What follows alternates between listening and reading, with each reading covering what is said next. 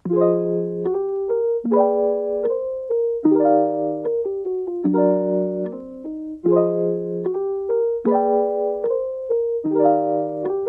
start with, nakikita niyo yung screen ko? Apo. Okay. So, let's start with the LinkedIn lead generation. So, I know accessible na to sa inyo, right? So, from here, if you are going to look dito sa ating spreadsheet, ito yung tinatawag natin spreadsheet or dashboard. So, from here, you can see kung ano yung mga tasks natin. Since LinkedIn lead generation ito, of course, kailangan meron na kayong LinkedIn account. Okay, and then it has to be optimized na. When I say optimized, so I believe si Vanessa at si Clyden, meron na silang LinkedIn, right? So when I say optimized, so meron na kayong banner. So for the banner, I think you can grab it na sa Facebook business page. And Ah, then from there is yung name mo. So you have to put yung name mo and then yung iyong designation or yung iyong niche. So since you're working sa STS campaign, you can put here yung lead generation specialist. So that's one way na i-optimize natin yung profile natin since we are using it for such campaign. So from here, ayan, so later on, I will ask your project manager na isend yung password nyo and at the same time yung email address para ma-check niya kung naka-optimize na ba yung inyong LinkedIn account. And then from there, nandiyan yung location nyo and then contact info. Okay, and so on. So, pagdating kay LinkedIn, mas maigi na i-optimize natin lahat ng mga questions niya. So, kailangan i-answer natin. So, when it comes pagdating sa work experience, you can put yung mga relevant experience niyo. For example, since you're doing lead generation, and then pwede mong ilagay dito lead generation specialist, and then what company. So when it comes sa company, pwede mo nang gamitin yung the CEO bureaus. And then from there, you can put kung kailan ka nag-start, and at the same time, pwede mo siyang ilagay at present since you are working in the internship program, under internship program. So anything na relevant, yun lang sana yung ilalagay natin pagdating dito sa experience. Kasi one thing that they will look, for example, mag-start na tayo ng messaging campaign, is yung mga if legit ba or truthful yung inyong profile. So, for example, mag-reach out ka tapos magpapakilala ka na you are a lead generation specialist. And then once they check or stalk yung profile mo, then hindi nila nakita na nag-a-align or may relevant yung sinasabi mo sa message doon sa profile mo, automatic, hindi mawawala yung credibility natin when it comes sa pag-showcase mo ng iyong profile. So anything, just be minded na anything na ilalagay mo sa profile mo, dapat mag-match siya doon sa campaign na sinesend natin. Right? So since you're doing lead gen, dapat as much as possible, nagre-reflect yung profile mo dito kapag tinignan nila yan or chinek nila yan.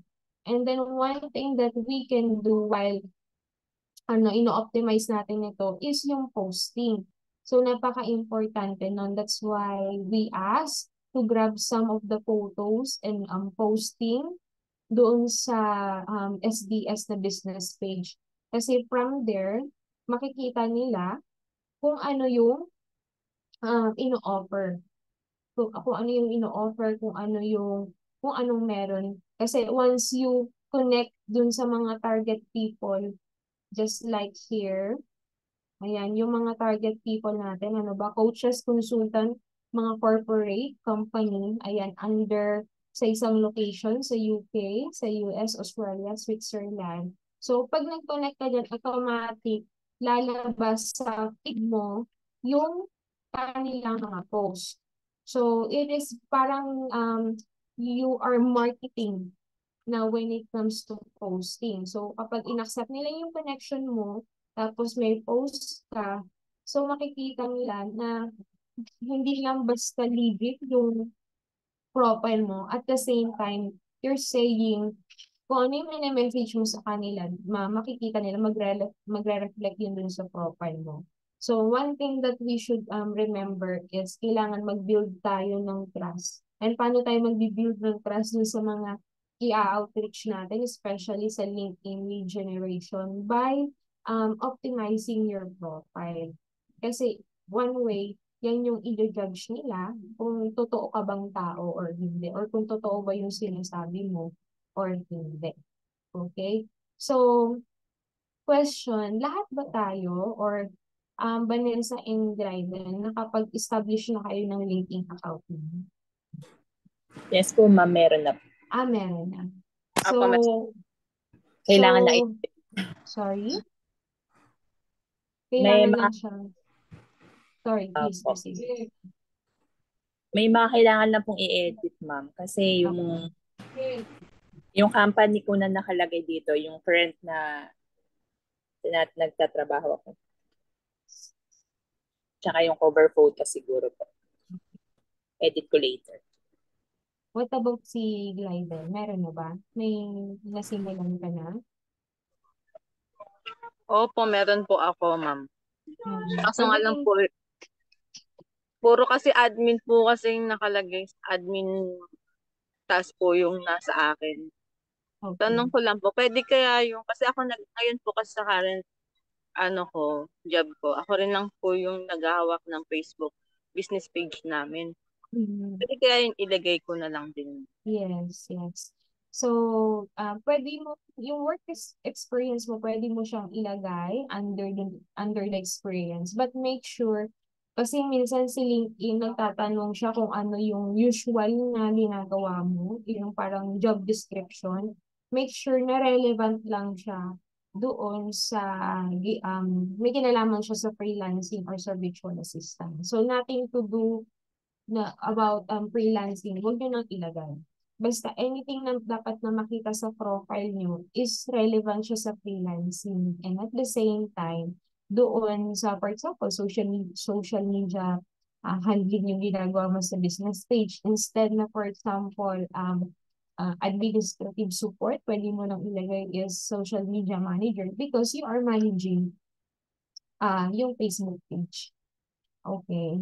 Okay po. So, that's one thing na pwede mong gawin para relevant yung makikita ng mga target audience na nire-reach out natin through LinkedIn. Okay? And then, once you establish yung profile nyo, then we will begin na sa pag-reach out. Okay? So, the target community or yung target city natin and at the same time target audience, ayan, malinaw na nakalagay dito, coaches, consultant, corporate company, which is under ito sa mga location nito. So, take note lang na kapag mag-reach out na tayo, huwag tayong mag-add most likely ng mga um, taga Manila or within the country-wide because of the algorithm ng LinkedIn. So kapag automatic na nag-start na tayong mag-accept ng mga connection ng based here from the Philippines, yung ibibigay na mga ng feed, ayan, yung pwede mong i-add sa feed, yung mga ibibigay ni LinkedIn is automatic. Ang ire-recommend niya is based doon sa kinilik mo, based doon sa pinalo mo or inaccept mo na connection. That is why, since nag-start kayo ng profile, so importante na you keep that in mind para at least hindi na kayo mahirapan na maghanap ng mga target audience niyo. For example, isa sa mga target people na i-message natin is coaches. So, it could be any coaches. Basta, coaches siya. Okay? So, ayan. So, katulad nito, dahil hindi ko na-optimize dati yung aking yung aking profile, automatic, ayan yung mga nire-recommend niya. So, may makikita ka na from Makati, right, from Philippines. So, ayaw natin yan na mangyari sa inyo para hindi na kayo mahirapan maghanap ng mga coaches na i-connect nyo. So, from here, sa search bar, you can try to type kung anong klaseng coaches yan or pwedeng coaches lang. And then, i-click mo ito, yan, people.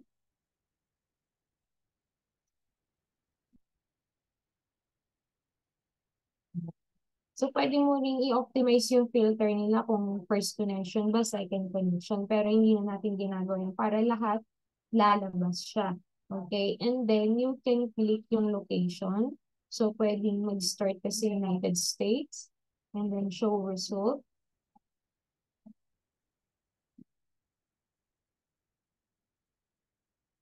Ayan. And then, for the current company, I'll just leave it there. So, from there, so, pwede mo nang i-check yung profile nila. So, make sure when you're checking their profile, ayan, ito, just like ito. So, automatic kapag sinabing message or may makikita ka message, automatic, connected na ako sa kanya. Okay? So, one thing na i-make sure mo lang when you're sending your connection is if, ano ba siya, kung legit ba siya na coach. So, from there, kailangan mong i-visit yung kanyang profile. So, makikita mo yung name niya, ano niya, designation niya, or ano yung niche niya. Ayan. And then, ito, 105 connection. Usually, kapag mga 105 connection, parang it's either hindi niya nagagamit yung LinkedIn niya, or parang nag-start lang siya ng LinkedIn tapos that's it. Ayan. So, pwede kang mag-connect dyan. Pero I would suggest, yung kailangan na pag-sendan natin ng initial connection, yung medyo matataas na yung kanilang following, tsaka yung mga connected, yung ilang, mga nasa 500 pataas or 500 to 1,000 up. Okay, why? Kasi, ito yung mga parang ano na yung business nila. Hindi pwedeng start up yung business nila or ongoing na, no? On operation na yung kanilang business. So, one thing na pwede mong i-check yan bago ka mag-send ng connection. And then you can also check their experience. Kung recently ba or currently employed ba sila. Ayan, so that's one thing. And also, you can check their posting. For example, this one, though maliit yung kanyang connection, pero active siya sa sa sa LinkedIn, then you can try sending them message. Okay, malinaw. Ayan. I-check natin ito si Lori.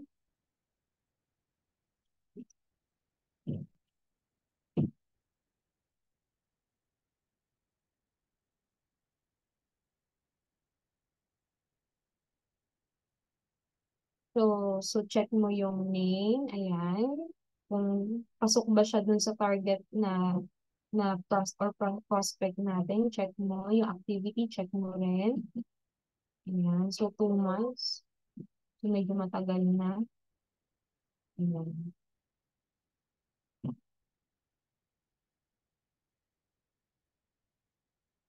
So 3 months. So, Okay.